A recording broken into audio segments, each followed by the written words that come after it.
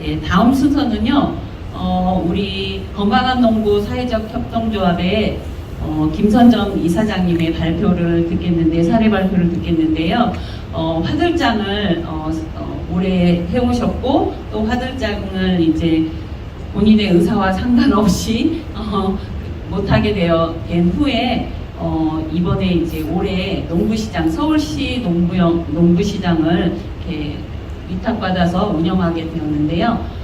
도시농부가 바라본 농부시장 이야기 사례를 함께 들어보도록 하겠습니다. 큰 박수로 맞이해 주세요. 네, 반갑습니다. 전에 동지대에 그 마을보험을 주제로 한번 했던 적이 있었는데 오늘은 또 농부의 시장을 주제로 비슷하지만 좀 다른 이야기를 해보려고 준비를 했습니다. 소개시켜 주신 대로 2017, 18, 19, 3년 동안 저희는 3년이지만 200회를 넘게 매주 화요일 날 하는 장을 했었고요. 그때 이제 공간 위탁이 끝나면서 이제 원래 공간을 운영을 하고 있었기 때문에 안정적으로 할 수 있었고, 광주 사례와 비슷하게 농부시장이 규모를 떠나서 안정적으로 예산 지원에 큰 영향을 받지 않고 운영이 되려면 그 공간이 좀 안정화되는 게 중요하다라는 생각을 많이 했습니다. 그렇게 한 3년 운영을 하고 좀 멈춰 있다가 올해 우연한 계기로 이제 서울시 농부시장이 원래 한 12년 이 정도 운영됐었는데요. 이게 올해 이제 아까 송원규 목사님이 말씀해주신 정부에서 지원하는 바로마켓 유형의 대표장터를 서울시가 농부의 시장에 예산을 좀 넣어가면서 바로마켓 유형으로 올해 진행을 하게 됐어요. 저희가 이제 도시농업 그룹이다 보니까 약간 농부시장에 이렇게 경험도 있고 관심이 있는 거를 공무원들이 알고 있는데 유명하지 않은 단체다 보니까 위탁 기간이 됐어요. 유명한 도시농업 단체들은 좀 다 배제되는 상황이고 저희는 약간 잘 모르는 단체니까 한번 해보지 않겠냐라고 해서 처음에는 동네 일이 아니면 별로 이렇게 땡기지 않아서 못하겠다 했다가 나중에 이제 유찰이 되면서 수의계약으로 다시 서울시에서 적극적으로 얘기를 하시면서 이제 수용을 하게 됐습니다.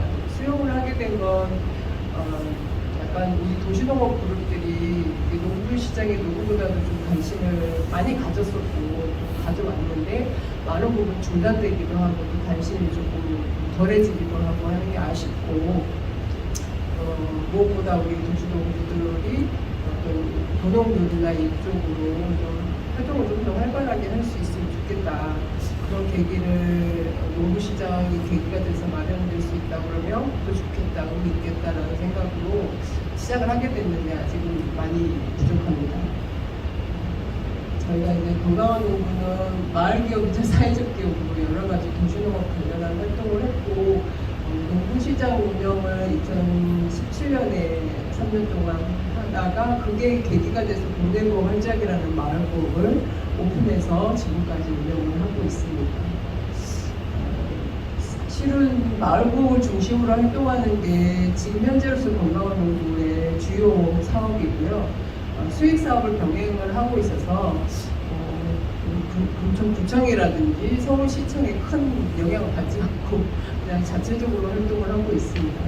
수익 사업을 통해서 얻어진 것으로 어린이 청소년 식당도 운영하고 청소년에게 반찬을 기부하거나 지역사회 먹거리를 주제로 토론회를 열거나 여러 가지 도시농업 먹거리 돌봄 네트워크라는 회의 구조를 좀 만들어서 그 회의도 운영을 하고 있습니다.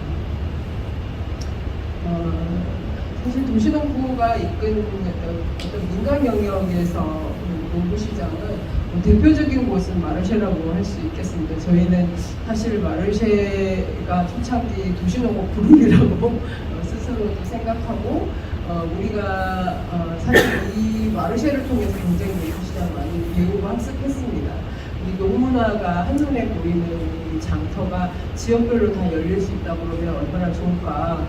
굉장히 부러웠고 근처에도 가져오고 싶어서 화들장을 열었는데 그 비슷한 시기에 2015년에는 농원에서 마들장이라는 게 열렸고 또 은평에서는 꽃피는 전당이라고 열렸었습니다. 이게 서울시 민간 직거래장터 공모 사업으로 추진되었던 사업인데 지금 이제 그런 사업들이 다 없어지기도 했고 전반적으로 이제 아직까지도 소규모라든지 아니면은 비정기적으로 이렇게 간헐적으로 운영이 되고 있는 걸로 알고 있습니다.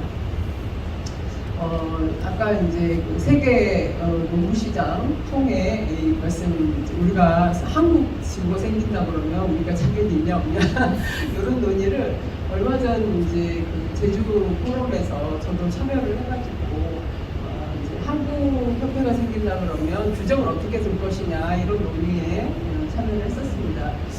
어찌됐든 이것도 이제 2024년에 생겨서 이제 생긴 게 아니라 2024년에 2회니까 23년에 생긴 거죠. 그렇게 최근에 코로나가 이제 마무리되고 이후에 아마 세계적으로 이 농구 시장이라는 것이 좀 파도가 되지 않았나라는 생각이 들었습니다. 그래서 그 자리에서 논의된 농구시장의 원칙은 어떤 걸로 둬야 되냐. 일단 농구시장은 지역 농민이 직접 재배해 수확하고 가공하는 농산물을 직접 판매하는 시장이어야 된다라는 게 전 세계적인 규정이 있고요. 이제 우리 국내 농구시장의 기본 원칙으로 가장 중요시 생각하는 게 소비자가 알고 찾아갈 수 있도록 일정한 장소에서 정례적으로 진행해야 된다. 이 정례적인 것은 몇 회 해야 된다. 이렇게 규정 지을 수는 없지만 세계적으로는 뭐 1년에 한 번도 정례를 정릴 수 있다라고 하고 있다고 합니다. 사회자들 스스로 운영 원칙이 있어야 되고 민주적 절차에 의해서 자율성이 보장돼야 된다. 사실 이 부분이 많은 부분 갈리는데요. 이 정부에서 지원하는 바로마켓 장이나 이런 것들은 이미 가이드라인이 정해져 있고 참여할 수 있는 농민들도 다 이렇게 어느 정도 만들어져 있습니다. 그래서 실제로 그 속에서는 어떤 규칙에 의해서 이미 만들어진 규칙과 원칙에 의해서 움직여지지 그 안에서 구체적인 어떤 내용들을 채워나가는 거는 아직까지 많이 부족하거든요. 과천의 바로마켓 같은 경우는 그래도 농민들이 좀 더 주도성을 가지고 진행을 하고 있는 것은 같지만 전체적으로 봤을 때 뭔가 농민들 스스로 아니면 어떤 기획자들이 좀 더 적극적으로 이 시장의 색깔을 만들어가고 하는 부분들은 많은 부분 좀 부족하다 이런 생각이 좀 드는데 아무튼 이런 부분들이 되게 중요시 생각됩니다. 그리고 시장을 계획하고 기획하는 주체를 통한 시장이 주체를 통해서 시장의 가치를 확보해야 된다. 기획팀이 있어야 된다라는 이야기예요. 보통 바로마켓 유형이나 이런 정부 주도의 직거래 장터가 특별한 기획도 없이 농민들의 어떤 농민들만 쭉 이렇게 모셔다 놓고 알아서 판매하는 유형으로 되고 있죠. 뭔가 기획이 들어가서 시장의 가치가 쭉 이렇게 올라가야지 만들어져야지 그렇지 않고 그냥 열어만 두는 것은 어떤 우리가 지향하는 농구의 시장 유형이 아니다라고 하고 있습니다. 그리고 로컬 조심해야 되고 자연 회복을 돕는 농부들을 존중받아야 되고 또 농이라고 하는 집합체고 이것은 개인이나 단체가 소유하는 것이 아니라 공공재로서의 커먼즈적 성격을 명확하게 가져가야 된다. 그래서 이탈리아 같은 경우는 농식량 주권부가 있을 정도로 농부가 존중받는 사회와 식량 주권을 고민하는 어떤 공동체적 움직임이 활발하게 되고 있으니 우리나라도 뭔가 이 부분은 사실 우리나라가 부족하다라는 생각은 아니지만 민간은 그렇지 않지만 행정적인 부분에 있어서 아직 갈 길이 멀기 때문에 이런 부분들이 이야기가 되었었습니다. 그래서 국내에 우리나라 협회가 생긴다면 어떻게 해야 될 것이냐 이런 얘기들 됐는데 어찌됐든 준비 회의에서는 굉장히 빡셌습니다. 제가 봤을 땐 오히려 민간의 자유로운 공동체들은 여기 못 들어갈 것 같아요. 오히려 정부 주도의 농구시장은 바라면 들어가는데 그렇지 않으면 못 들어갈 것 같아서 저는 여기 토론회에서 약간의 다른 의견을 좀 냈었습니다. 어찌됐든 농구의 비율이 50% 이상은 돼야 농구 시장이다, 이런 어떤 원칙, 이런 것들이 좀 강조되었습니다. 이제 농구 시장은 어떤 사람들이 필요로 할 것이냐, 이런 고민을 해봤는데요. 일단 생산자입니다. 생산자는 소비자를 직접 만나서 소통하고 싶은 사람, 그리고 안정적인 소득을 얻고자 하는 농민이라고 생각이 드는데, 사실 지금 바로마켓을 통해서 만난 농민들도 마찬가지고, 화들짝 때 만난 농민들도 마찬가지입니다. 사실 저는 약간 두 가지 다른 유형의 장터를 운영해봐서 어쩔 때는 정체성이 혼란해서 좀 느끼는데, 소규모로 화들짝할 때는 아까 보자기장에서 말씀해 주신 것처럼 농가를 모시는 게 되게 어려웠어요. 잘 안 팔리니까 잘 안 팔리니까 모시게 하는 게 어렵다, 이런 생각이 들었는데, 바론마켓은 서로 오려고 하고 심사해서 잘라야 돼요. 그래도 어느 정도 매출이 올라오니까 이게 시장이 좀 다르다라는 생각이 들었는데, 그럼에도 불구하고 이 참여하는 모든 농가들이 인터뷰를 해보면 하나같이 하는 이야기가, 소비자를 직접 만나는 게 그것보다 나한테 더 이득이 되는 게 없다라는 이야기를 많이 해요. 내 농산물을 어떻게 소비자들의 입맛에 맞출 것인지, 어떻게 소비자가 이해하기 좋게 설명할 것인지, 홍보할 것인지, 그리고 어떤 게 더 잘 팔리는지, 이런 부분들을 계속 연구하고 고민할 수 있게 해준다, 소비자를 만나면. 그런 이야기도 하고, 또 한 가지, 과연 농구 시장에서 농민이 소득을 얻는 게 맞냐? 이 부분은 저는 늘 화들짝할 때는 그게 숙제였어요. 저는 농민을 들러리로 세우고 싶진 않았거든요. 우리가 축제하는데 농민들을 구색 맞추려고 이렇게 앉혀놓는 그런 짓은 안 하고 싶었어요.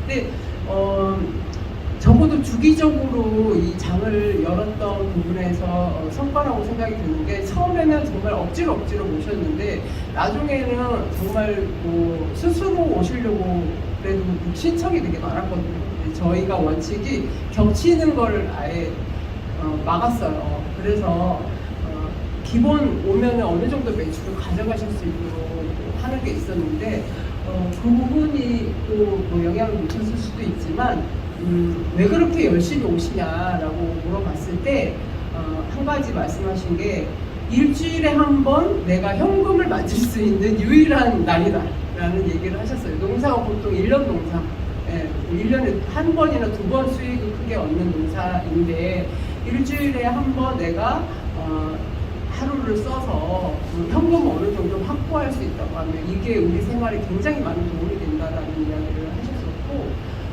또 한 가지는 한 3년 정도 운영하고 나니까 농민들이, 이제 우리가 정기적으로 회의를 해도 늘 저는 되게 죄송한 마음, 농민들한테 어떻게 좀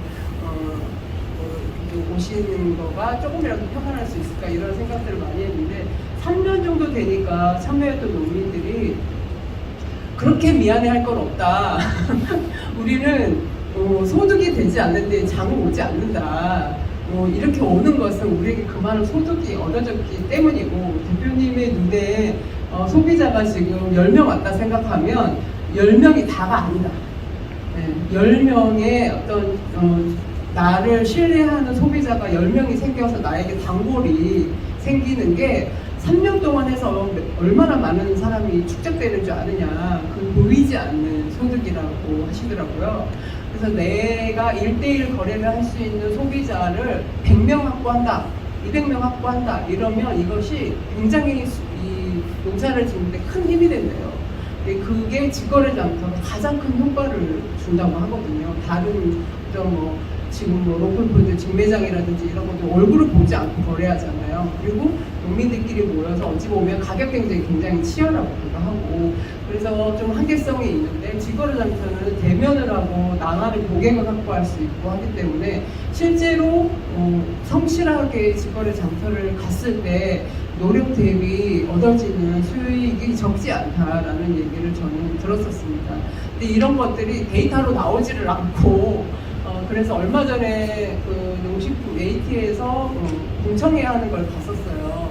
유통 체계를 좀 바꿔야 된다 해가지고 직거래 장터나 직매장 이런 거에 대해서 활성화 방안이나 이런 얘기를 들은 적이 있는데 거기에서 직매장하고 저 대표적인 직거래가 생협이라든지 이런 구조도 있지만 이제 직매장 사업하고 직거래 장터 사업이 있는데 이 직매장은 굉장히 기하급수적으로 늘었고 매출 확보도 엄청나게 많아졌고 이 데이터가 정확하게 나오잖아요. 근데 직거래 장터는 코로나 터져서 멈췄었죠. 그 기후변화 때문에 1년에 꼭 열기도 힘들죠. 여름에 덥고 겨울에 춥고 비도 많이 오고 이러기 때문에 그래서 아직까지는 굉장히 불안정하고 그러기 때문에 데이터 수치가 굉장히 낮아요. 그러니까 아주 미미해서 그냥 거기에 직거래를 우리는 이렇게 하고 있다라는 거를 생색내기 위해서 직거래 장터라는 표현이 있지만 이 지금 농식품부에서 에너지를 쓰는 데는 1%도 안 쓰고 있다라는 거거든요. 근데 실제로 농민들에게 설문조사를 했을 때 모든 이런 이제 도매부터 시작해가지고 직매장, 직거래 장터 이거를 다 설문조사를 했을 때 농민 수취율이 가장 높은 게 직거래 장터였어요. 그러니까 가장 수익을 많이 주는 것이 직거래 장터라는 거죠. 근데 이제 이런 부분들이 워낙 불안정성과 이런 것들 때문에 예산의 투여도도 적고 구조도 적기 때문에 이것이 데이터화되지 못하고 가치가 그만큼 평가되고 있지 못하구나 이런 생각들이 많이 들었습니다. 말이 들었는지 꺼졌네요. 네, 그렇습니다. 그래서 그런 이제 생산자와 또 이제 소비자는 사실 일단 기본적으로 도시인들은 시장을 좋아하는 것 같습니다. 사람들이 많이 모여 있고 구경할 수 있고, 그런데 특히 이제 농산물이나 이런 거 농민들을 만난다라는 거를 되게 재미있어 하는 것 같고, 특히나 농민은 할머니 할아버지, 젊은 사람들은 할머니 할아버지고 우리 때는 부모님 세대잖아요. 뭔가 내가 농민과 직거래를 통해서 뭔가 착한 소비를 했다, 그리고 가치로운 소비를 했다라는 만족감을 굉장히 많이 주는 것 같아요. 그래서 뭔가 믿을 수 있는 거래를 하는 것도 좋지만 관계망을 만드는 면에서도 도시인들은 이 농구시장을 굉장히 좋아한다라는 생각, 그리고 저는 이제 개인적으로는 지역사회, 지역 커뮤니티를 활성화하는데 이 농구시장이 엄청 지대한 영향을 줬습니다. 실제로 일주일에 한 번 동네 사람들이 모이는 장이었고, 거기서는 식사를 판매했기 때문에 밥을 먹는 장이었거든요. 그래서 금천구에 오면 한 번은 들려야 되는 곳, 그리고 금천 주민이면 뭔가 사람들과 모여서 뭔가를 모색하고 싶으면 이 자리에 모여서 모색하고 이야기하고, 그래서 그 공간에서 또 다른 사업들을 만들어내고 하는 그런 좀 활력을 붙여주는 장이었습니다. 그래서 어떤 커뮤니티를 활성화시키기도 하고, 그 중에서 먹거리라고 하는 주제를 지역사회에 좀 떠오르게 하는 그런 매개가 된다라는 생각이 들어서 이 장이 굉장히 유익하고, 또 특히나 이제 도시 농부들이 일은 제일 잘할 수 있다. 도시에서 누구도 농민의 입장에서 농민의 언어로 말할 수 있는 사람이 드물어요. 네, 그럴 것이다라는 건데, 우리 도시농부들은 직접 농사도 지어봤고 누구보다도 농업 문제에 대해서 관심이 많기 때문에 농민의 입장에서 농민의 언어로 소비자를 이해시킬 수 있는 아주 좋은 셀러들입니다. 그래서 저는 우리 도시농부들이 농구시장을 좀 더 적극적으로 참여하고 이끌어 나가면 어떨까라는 생각이 듭니다. 이제 농구시장은 어떤 농민들이 가장 많이 찾을까라고 생각해 보면, 어찌됐든 아직까지 자리를 잡지 못한 농민들, 이제 초보 농민들이 많이 찾는다는 생각을 했습니다. 이게 화들장 때는 오히려 반반이었거든요. 이제 기존에 농사를 많이 짓던 베테랑 농민들도 꽤 오셨는데, 이번에 바로마켓을 해보니까 바로마켓도 이런 소농들은 안 올 것 같았거든요. 왜냐하면 지자체별로 대표하는 농민 한 명씩이거든요. 그러니까 얼마나 한다는 사람들이 왔겠냐 이렇게 생각했는데, 물론 공장에서 만들어낸 가공식품 업체들도 꽤 있지만 실제로 농사를 시작한 지 몇 년 안 된 초보 농부들이 기존의 농민들과는 좀 다른 고민을 해서 나는 뭔가 틈새를 좀 노려보겠어. 좀 더 적극적으로 해보겠어라고 하는 사람들이 장에 놓으시더라고요. 그래서 귀농을 하셨거나 또 도시농부이거나 청년농이거나 사회적 농업을 하시는 그룹이거나 이런 소농들의 소규모 농가들이 많이 참여를 하더라라는 생각이 들고 또 토종 농사를 짓거나 뭔가 유기농 농사를 짓거나 농산물의 어떤 가치가 조금 있는 그런 농사를 건강한 농사를 짓는 분들이 내 농산물의 가치를 알아주는 소비자를 만나고 싶을 때 그럴 때 마르쉐 같은 농장터를 가죠. 예, 거기를 가야 내 농산물이 빛이 나고 그만큼 가격을 받을 수 있거든요. 근데 다른 데 가면 그 가격 못 받고 그런 농산물이 가치를 인정받기가 어렵습니다. 예, 그래서 그런 시장을 찾고요. 또 아까 말씀드린 것처럼 소액이라도 정기적이고 꾸준한 수입이 필요한 농민 그리고 좀 이제 사업을 새로 좀 시작하거나 이랬는데 판로 개척이 필요한 농민들 이런 농민들이 농구시장에 찾고 있다. 그리고 제가 최근에 만난 농민들입니다. 제주의 기아농부라고 하는 곳이 있는데요. 25년 유기농업을 했지만 가끔 원인물을 농약이 검출된다고 합니다. 그러면 유기농 인증이 전부 없어지고 5년 동안 다시 인증받을 수 없다고 그래요. 그래서 한 번 이 일을 겪었을 때 학교급식이라든지 이런 데 납품하는 게 생협 납품하는 게 다 끊어지고 그 거래처를 한 번 뺏기니까 다시 찾아갈 수가 없었다고 그래요. 이 농민이 농사를 포기하지 않고 살 수 있었던 거는 직거래 장터 때문이었습니다. 직거래 장터를 엄청 열심히 다니면서 그 농산물을 다 팔고 계시거든요. 이런 농민들이 직거래장이 없었으면 어땠을까라는 생각이 들었고요. 도시농부 중에 가장 유명한 스타 농부 차르물 농장이라고 마르쉐 대표 농가인데요. 이분은 도시농업을 배워서 내가 전업농을 해볼까? 이게 직업이 있던 분인데 그냥 전업농으로 내가 내 생활비를 벌고 가장으로서 내 생활비를 벌고 농사를 지어서 생계를 유지할 수 있을까라는 고민을 시작하신 분이에요. 이분은 마르쉐와 동시 시작했고 마르쉐에서 거의 대부분의 생산물을 판매하고 계십니다. 이제 이분의 말씀은 이 마르쉐가 좀 유명해지면서 이제 기회가 좀 줄어들면서 그걸 되게 많이 느꼈대요. 직거래 장터에 내가 너무 마르쉐에 의존하고 있었구나.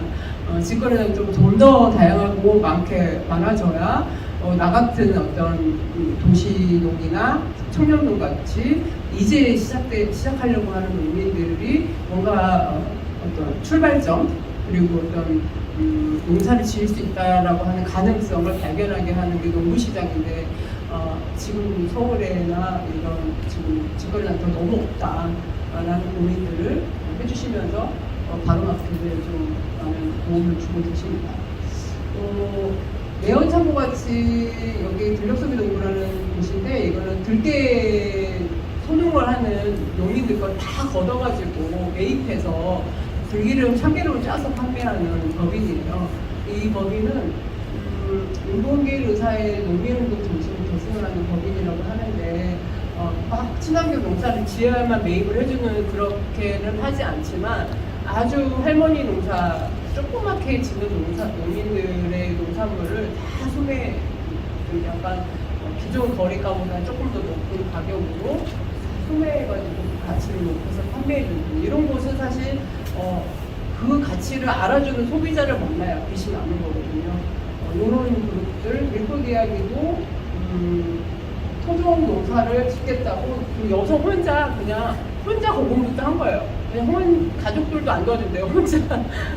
나는 어렸을 때 밀밭이 있던 내 고향이 좋았고 거기서는 농약도 치지 않아도 밀은 그냥 자동으로 자라는 작물이었고 거기에서 두덜집 게임을 하고 놀았대요. 근데 그런 곳이 없어지고 계속 집 짓고 투기바람에 땅값만 올라가고 하는 게 너무 안타깝고 자기라도 이것을 한번 막아보고 싶다. 그래서 그냥 순수 자기 의지만 가지고 10년을 농사 지으셨는데 아직도 이렇다 할 매출이 많지 않은 안타까운 농민인데 이런 분들이 농구시장으로 오고 있다는 겁니다. 이분들은 청년동입니다. 이제 아까 찬우물 농부님이 이제 키워주고 있는 대표적인 청년 농부인데요. 위에 막공농장 같은 경우는 유기견 돌봄 봉사를 갔다가 밑에 있는 통연이를 만났어요.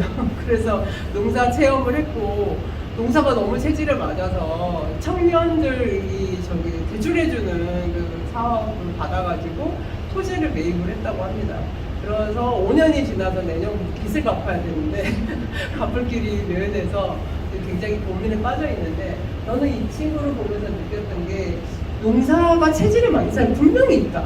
농사를 굉장히 좋아하고 다양한 작물을 심으면서 연구하고 이 땅을 너무 사랑하는 게 보여요. 이 농장이 너무 예쁘고 하우스 하나하나를 다 자기 손으로 짓고 그런 이야기를 쭉 듣는데 이렇게 농사가 천성 자기 체질에 맞는 사람들이 분명히 있고 많은데 이 청년들이 농사를 포기하게 하는 게 아까 매연창고에서도 그 말씀 하셨는데 1년에도 굉장히 많은 청년들이나 도시에서 귀농 그룹이 굉장히 많이 오고요. 정말 굉장히 많이 오고 유입은 많이 되는데 실제로 그거를 지원해주고 하는 제도가 대출 중심이고 너무 갑자기 스마트팜이나 이런 걸 권장하고 정책적으로 뭔가 잘못되어 있기 때문에 하다가 3년을 못 버티고 다 빚더미 올라가거나 포기하고 가게 하는 그래서 농사를 요새 누가 지려고 해 이런 게 아니라 농사를 정말 짓고자 하는 사람이 많은데 농사를 짓게 해주는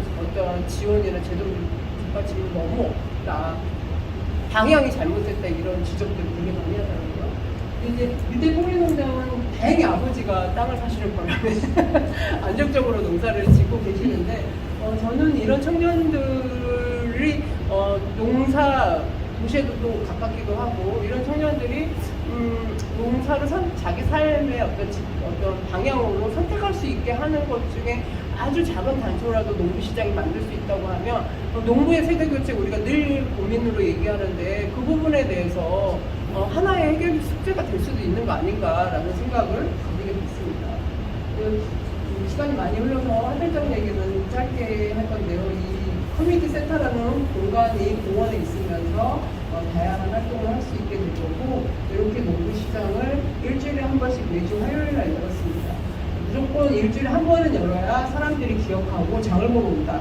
그리고 일주일에 한 번 장을 보는 사람은 그거를 가지고 일주일 먹고 그러면 여기에서 구매한 이 농산물로 자기 아예 가족들의 식단을 다 꾸릴 수 있다. 그러면 6개월, 1년이 반복되면 식습관도 바뀔 수 있다. 라는 생각을 가지게 되거든요. 그리고 사실 대표장터 같이 큰 규모 있고 크게 하는 장소도 필요할 수 있지만 저는 무엇보다도 동네 장터가 많아지는 게 답이라는 생각이 듭니다. 어떤 우리가 이벤트성으로 천막이랑 막 이런 거 돈 들여가지고 엄청 깔아놓고 에너지 돈 써가면서 장을 여는 건 너무 소모적이고요. 이미 지역에 있는 어떤 거점 공간을 활용해서 지역 주민들이 멀리 다니는 것도 아니고 지역 주민들이 스스로 장을 여는 장이 일주일에 한 번씩 열리는데 이것이 동네마다 다 있다. 그러면 굉장히 파급력과 커질 수 있다. 이거는 굳이 정부가 지원해주지 않아도 지역의 힘으로도 가능하다. 이런 생각이 들었습니다. 우리 하늘장의 주요 컨셉을 잡아주신 곳이 언니네 텃밭이고 언니네 텃밭 때 사실 만들어진 그 체계로 지금도 일주일에 한 번씩 저희는 언니네 텃밭 두부나 이런 걸 받고 있습니다. 하늘장 덕분에 하늘장 온 김에 4군데를 들릴 수 있는 그 코스가 됐었어요. 그래서 농구 발자국이라고 하는 곳에서 탑차를 끌고 와가지고 우리 하늘장에 언니들 내려주고 농산물 내려주고 거점 3군데를 다 갔다가 다시 와서 행성으로 내려가는 거였거든요. 그게 지금까지 유지되고 있어요. 하늘장은 안 하고 있지만 그게 이 농구 발자국 얘기로는 6곳만 확보되면 자기네가 차량, 기름값, 인건비까지 뽑을 수 있다. 그렇게 되면 일주일에 한 번씩 계속 같은 곳에서 농산물 이런 것을 공급받을 수가 있죠. 사실 우리가 처음에 농구시장을 세팅할 때는 소농 공동체를 좀 많이 유입시키고 싶었는데 소농 공동체는 일하느라 바빠요. 그래서 공급을 못해요. 이런 공급 체계를 따로 만든다고 하면은 이게 가능할 수 있겠다. 예를 들어 금천구에 농구시장이 매주 화요일 날 거점 5군데서 열려버려요. 그러면은 5군데 쫙 뿌려주면 되잖아요. 이게 가능하다 하면은 실제로 이게 동네마다 만들어진다. 서울시가 25개 자치구예요. 25개 한 자치구에 5개씩 25개 자치구만 생겨도 어마무시한 어떤 가치 있는 농산물이 소모될 수 있는 거예요. 이런 것들이 좀 만들어졌으면 좋겠다라고 하는 것이 건강한 농부가 3년 동안 한글자가 열면서 추구해온 내용들입니다. 이런 부분들을 다양한 어떤 곳에서 설명을 좀 드렸었는데 실현될 것 같으면 어떤 좀 다른 상황들이 발생되는데 저는 좀 이런 것들이 서로 좀 잘 소통이 돼가지고 다른 지역에서도 좀 따라서 하고 다른 지역에서 또 새로 시작하면 우리가 좀 같이 가서 돕고 이렇게 좀 손맛이가 좀 되면 어떨까라는 생각이 들었습니다. 그래서 좀 직거래 장터에 대해서는 약간 아주 평가절하되고 있다는 이야기를 했었는데 제도적 뒷받침이 반드시 필요하다. 가공식품 이런 거 유통하는 게 굉장히 까다롭잖아요. 근데 우리가 푸드트럭 이렇게 유통하고 싶으니까 푸드트럭을 특별히 법을 만들어가지고 이렇게 보호해준 것처럼 직거래 장터도 마찬가지로 이런 가공식품이나 이런 부분들에 대해서 규제를 좀 완화해준다든지 어떤 특별한 보호법을 만들어준다든지 이런 거 가능해야 된다는 생각이 들고 특히 도시에서는 공원을 떠나서 장을 열기가 쉽지 않기 때문에 지금 공원에서의 그 상거래 금지되고 있는 이런 것들은 직거래 장터에 대해서는 좀 더 이 부분을 열어줄 필요가 있다. 이런 것들이 좀 하나의 제한되고 있는 내용들 중 하나입니다. 그리고 아까 말씀드린 건강한 농사를 짓는 농민 공동체들의 유통 체계를 우리 스스로도 만들어 보면 어떨까 이런 고민. 그리고 지속 가능성을 만들어 나가기 위해서는 지역 사회에서 우리 도시에서 마을 부엌이라든지 일단 아파트 조식 카페라든지 이렇게 뭔가 먹거리를 중심으로 한 여러 가지 활동 먹거리 공동체들이 쭉 늘어나고 그에 따라서 먹거리 시민들이 기하급수적으로 늘어나면서 뭔가 농사에 대한 어떤 방향성이나 이런 부분들도 좀 전환시킬 수 있는 어떤 계기를 마련할 수 있다는 생각이 듭니다. 우리가 맨날 먹거리 얘기할 때 많이 분노하잖아요. 기업의 횡포나 이런 부분들에 대해서 많이 분노하는데 분노에 멈출 게 아니라 뭔가 좀 적극적으로 지역사회에서 뭔가 먹거리를 화두로 던지는 활동들을 도시농부들이 좀 해나가면 어떨까라는 제안을 드리고 싶습니다. 감사합니다.